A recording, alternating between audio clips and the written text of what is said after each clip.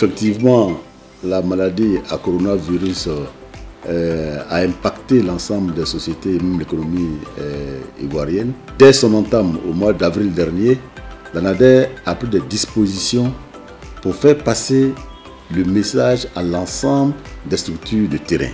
Et nous avons confectionné ici en interne des supports de communication que nous avons mis à la disposition de nos collaborateurs de terrain pour qu'ils donnent l'information juste à l'ensemble de nos partenaires. C'est ainsi que les différentes DER ont eu à faire des séances de sensibilisation. Ils ont eu à appuyer les communautés à la fabrication de savon. Et ils ont eu à les appuyer à pouvoir se déplacer pour pouvoir faire passer le message.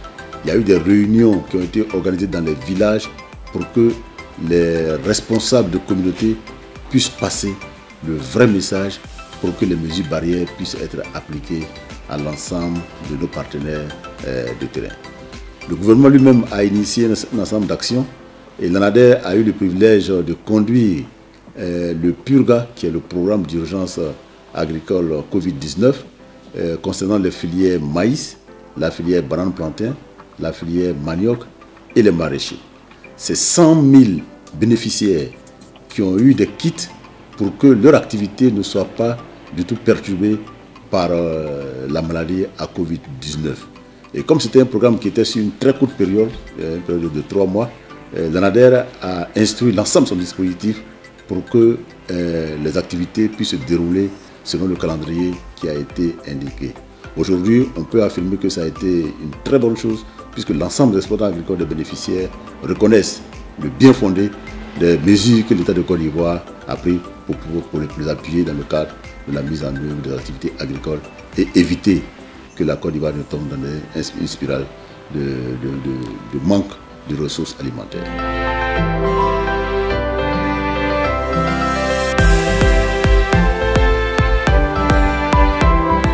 L'exercice 2020 s'est déroulé dans le cadre de ce que nous appelons le contrat de performance que l'ANADER a signé avec l'État de Côte d'Ivoire au mois de mars 2020.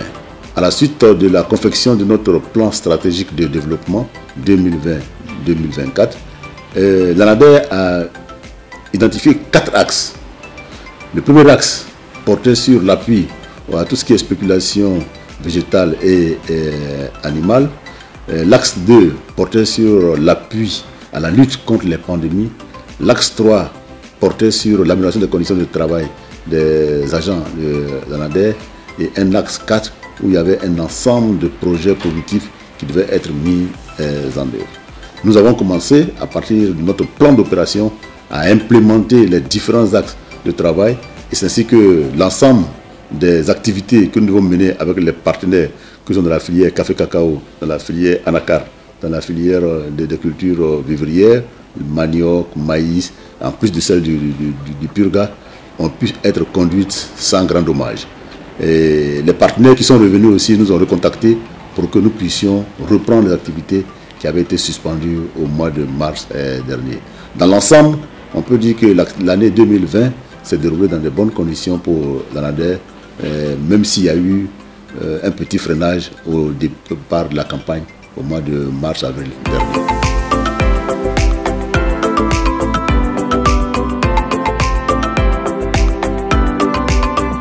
Pour cette 22e édition des Ebonies, l'UNJCI a innové.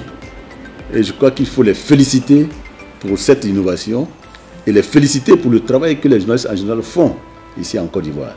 Nous avons bénéficié de l'appui constant de l'ensemble de la presse, qu'elle soit écrite, la presse audiovisuelle, la presse radio, pour faire connaître les activités que l'ANADER mène sur le terrain. Et je voudrais vraiment saluer ce partenariat-là et remercier l'ensemble des organes de presse qui, au cours de l'exercice 2020, nous ont accompagnés.